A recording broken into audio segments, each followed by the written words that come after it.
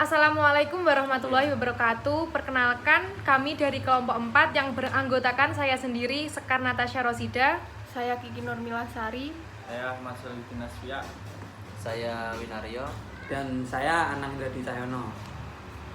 Di sini kami akan mempresentasikan hasil rancangan kami terkait dengan perancangan Undang-Undang Nomor 10 Tahun 2016 tentang Pemilihan Kepala Daerah, evaluasi terhadap Undang-Undang Nomor 10 Tahun 2016 tentang Pemilihan Kepala Daerah, di mana dalam pasal 18 ayat 4 Undang-Undang Negara Republik Indonesia 1945 menyatakan bahwa gubernur, bupati, dan wali kota masing-masing sebagai kepala pemerintahan provinsi, kabupaten, dan kota dipilih secara demokratis.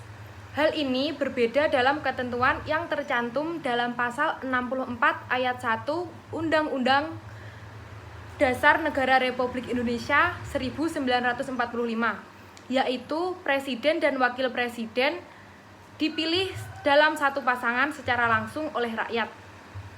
Terlihat, kedua pasal tersebut secara jelas menyatakan terdapat perbedaan antara metode pemilihan antara presiden dan kepala daerah. Untuk pemilihan presiden dilakukan secara langsung, sementara itu untuk pemilihan kepala daerah dilakukan secara demokratis. Akan tetapi, dalam prakteknya, Undang-Undang Nomor 10 Tahun 2016 tentang Pemilihan Kepala Daerah menyatakan bahwa pemilihan kepala daerah dilakukan secara langsung oleh rakyat.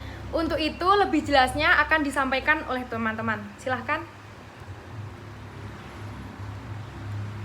Di sini saya akan menjelaskan terkait dengan pengantar, yaitu bentuk negara dan sistemnya.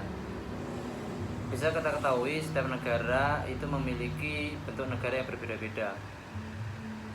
Indonesia sendiri ini dibedakan menjadi dua, yaitu negara kesatuan dan negara serikat atau yang biasa disebut dengan negara federal. Negara Indonesia ini terdiri dari banyak kepulauan, suku, adat, bahasa, dan bahkan keyakinan. Untuk itu makanya di dalam Undang-Undang 1945 pasal 1 ayat 1 bentuk negara Indonesia ini disebutkan sebagai negara kesatuan. Nah, negara kesatuan ini pada dasarnya dibagi menjadi dua, yaitu negara dengan sistem negara kesatuan pada dasarnya dibagi menjadi dua bentuk, yaitu negara kesatuan dengan sistem sentralisasi dan negara kesatuan dengan sistem desentralisasi.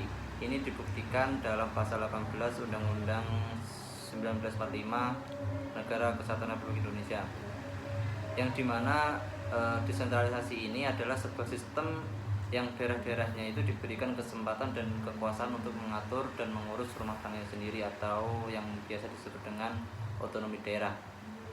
Sedangkan sistem pemerintah negara Indonesia ini merupakan sistem presidensial, yaitu sebuah sistem yang negara ini dipimpin oleh seorang presiden sebagai kepala negara sekaligus kepala pemerintahan.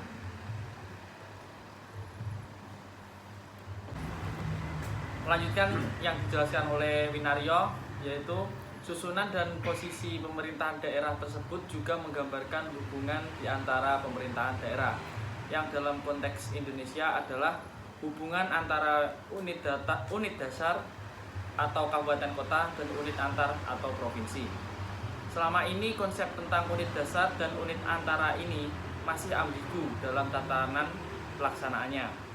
Padahal penegasan konsep tersebut merupakan sebuah prasyarat untuk membentuk sistem pemerintahan daerah yang baik. Selanjutnya terkait pola pemilihan kepemimpinan dalam satu paket tetapi berasal dari unsur partai terbukti menimbulkan rivalitas. Di tingkat daerah, rivalitas kepala daerah dan wakilnya tidak dapat dipungkiri bahwa banyak hubungan kepala daerah dan wakilnya tidak harmonis. Nah, untuk itu undang-undang tentang pemilihan gubernur dan bupati atau wali kota sangat memerlukan untuk memberikan landasan hukum untuk mewujudkan pemerintahan daerah yang efektif. Perlu membedakan metode pemilihan gubernur dan bupati atau wali kota. Pembedaan ini didasarkan dengan melibatkan kedudukan gubernur dan bupati atau wali kota tersebut. Gubernur harus didudukan sebagai wakil pemerintahan pusat di daerah, sebagai fungsional dekonsentrasi. Sedangkan bupati atau wali kota lebih mengedepankan fungsi desentralisasi. perlu mempertimbangkan kedudukan wakil kepala daerah. Dalam Undang-Undang Negara Republik Indonesia 1945 tidak pernah disebut secara eksplisit tentang keberadaan wakil kepala daerah. Oleh karena itu, perlu mempertimbangkan metode pengangkatan wakil kepala daerah yang akan diatur dengan suatu undang-undang khusus.